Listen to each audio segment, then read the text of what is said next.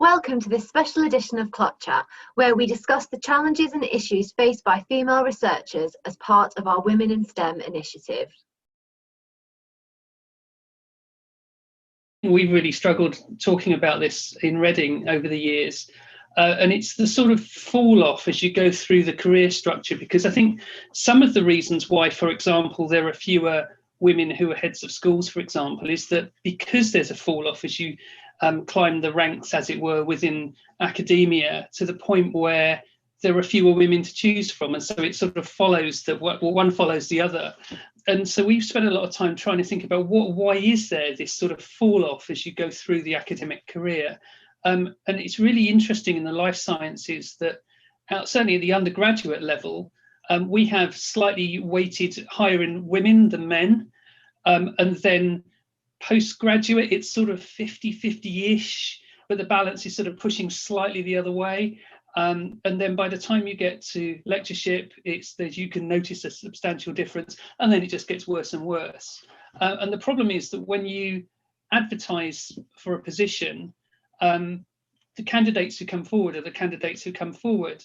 And so we spent a lot of time thinking about why is it that we don't get so many women applying for these particular types of roles. And so I think that there are sort of some underlying issues that are not easy issues, but somehow they're influencing this sort of trajectory.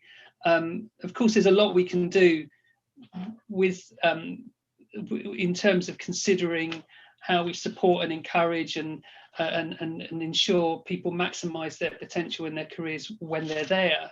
But it's trying to understand that pathway. It's a bit frustrating, actually, trying to sort of think about how to address this. There's some sort of fundamental things that, sort of top of my head that you can start to do. One is role models. We need to have visible people. We do have visible people. We do.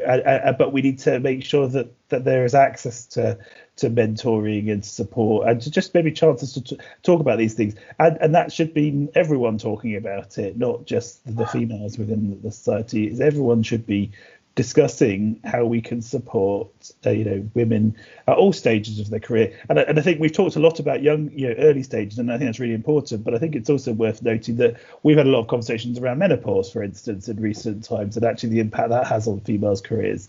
That's 4 or 5 years of someone's life often, and it can have a huge effect.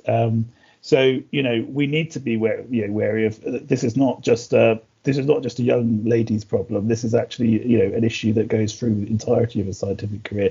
I think role models would be one on the list. I think we need to also be aware of childcare issues. And I think, with conferences, hopefully being back in person in the future, can we support people to have childcare arrangements, or can we have child-friendly conferences? There might be a question mark. I mean, hybrid conferences might give some of those options. There might be some benefits out of what we've been through in recent times as well.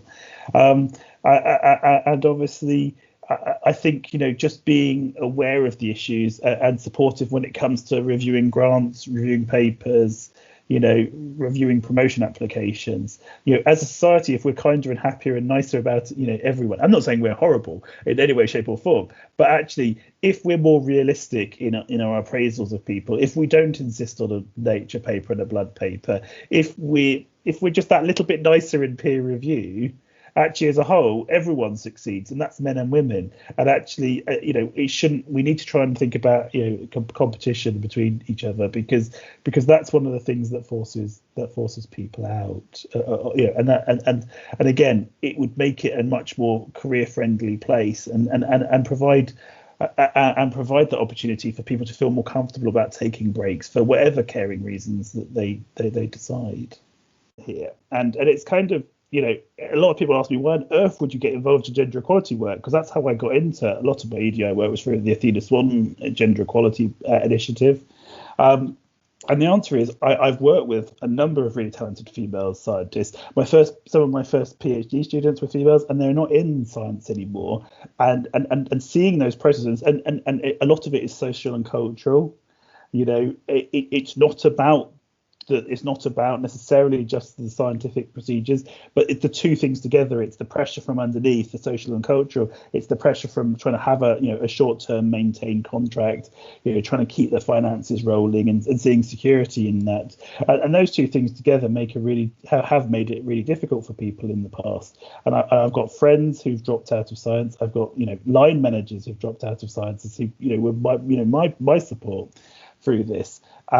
You see the problems, and nothing seems unachievable. It just feels like opening that up a little bit and getting society to change and getting the system to change, and we can make a big difference. And that's good for everybody, because I love working with my female colleagues. In fact, actually, more often than not, I prefer to work with female colleagues because I have a better rapport, I think, often with them, and I think we're more a similar style of working, and it's got to be good for everybody, because those diverse teams will make better science. So I just think that that we need more men to be involved and engaged in this conversation. So the fact that we've had Chris here and John and others joining in this conversation is really, really, really important. But if the people who aren't engaged in the conversation, it'd be great if they got involved too. And if you've and there's nothing to be scared about, because I sort of sat there and went into my first gender equality panel as a female swan panelist and felt very much imposter syndrome. And actually, it's interesting how much, as someone who's not affected necessarily directly by the issues, how much you can actually pick up and understand and actually start to apply just by getting involved in the conversation. So that's something that anybody and everybody should be doing. One thing that we've been trying to do is get across the concept that if we make these changes, and we make them to promote women, actually it helps everyone. Just a better workplace helps everybody. So if it's about going for promotion, and there are some people who have more bravado and will go for promotion, when they're 2 weeks old. There are other people who are clearly overqualified and still won't go and need cajoling through. That can be men or women. I think traditionally that has been a bigger issue for women within science. But actually solving that problem helps everybody. And it's about getting, the best talent, and whether that talent is very demonstrative or actually more reticent. I agree completely. I think we've certainly seen similar things from our work, which is that actually from the Athena Swan work that we've done at Keele, the best way that we get engagement is basically by making sure that everyone's aware that actually the advantages that we're producing is for everyone. Yes, we're talking about more mentoring, but we're talking about that for everybody. And the hope is that will help bring people forward, both male and females. But actually, because there's been a gap there, that'll be a way that actually we advance our women scientists. And actually, I think that is just good EDI work, is where you're actually putting in place structures that will support everybody, but hopefully that will make a difference in maybe bridging the gap that some people have had for whatever reason. And I think that really does work, and it makes people feel more comfortable about engaging in the work, which ultimately is everyone's on board. If everyone's taking ownership of the identified problem, then actually that is actually the most important thing. And I think that is actually what is the most effective, is that seeing that what we're doing to counter gender imbalances are actually beneficial to everybody 95% of the time. That has really brought a greater sort of shared ownership of the program, and people are much more willing to contribute to it, which is only the only way it works, rather than having 10 people in an EDI team that talk about it, do stuff, and everyone else ignores it. I want to be a little bit positive. Well, not that it's been negative at all, don't get me wrong, but as you listen to the conversations here, I think it's putting us in a really good position for the future, because clearly, attitudes do change over time, and the problem is large scale change doesn't happen quickly, it happens slowly. But looking to the future, these conversations happening now across all levels of people at all stages of career, PhD students all the way through to PIs, means that in 20 years time, in 10 years time, these attitudes are going to be much more normal. They're going to be much more, sort of accepted. And actually, this, just keeping this conversation moving is the key, isn't it? Because the more people realize that actually by hard reviewing this grant, I'm being unfair on somebody without realizing I'm being unfair on them, and just that constant communication is critical to make sure that those attitudes are much more widely accepted. And those people that are dyed in the wool, they will retire eventually. They will move on. They will get stopped asking to review grants because the editors that come through are going to have a different mindset. So I think that these conversations are really important, and to just keep that going forward and saying, look, this does need to change, this does need to change, and eventually it will. The problem is it doesn't always happen fast enough for individuals right now, but for the future, hopefully it looks good. Really just wanted to add to what Steve was just saying about sort of positive side to all of this. Something we've discussed a lot, myself, Steve, and one or two others on the committee. Amanda, you've been involved in these discussions as well, particularly around diversity and inclusion in what we do and how we think about what's important to us as a society.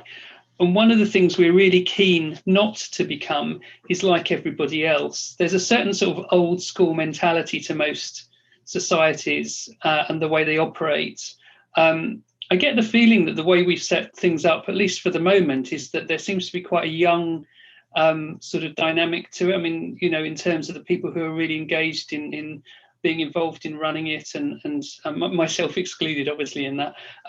But I think there's a lot to be really positive about, and I think if there's anything we can do, particularly through mentorship or networking in ways that can help to gradually change the sort of the general way in which things operate, so it becomes completely normal for the issues we've been talking about. So we'll sort of hopefully look back in years to come and think, well, why was it necessary to have that conversation?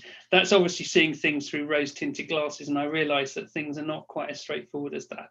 But I think it is worth saying we don't want to be like everybody else. So picking up on that point from Steve as well, I mean, if I think back to about 10 years ago when I was looking for a PhD, I had a list of names of PIs in the UK, and I think there were probably 2 women on the list, maybe. And like, if I think today, like, it's way more than that, and kind of see the progress. And obviously, Sarah's done an amazing job of kind of actually setting up a platelet hub now in Manchester, and that's just kind of growing, and that's really cool.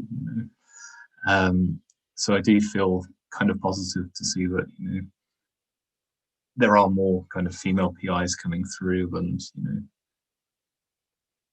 it has changed just in I guess my academic career.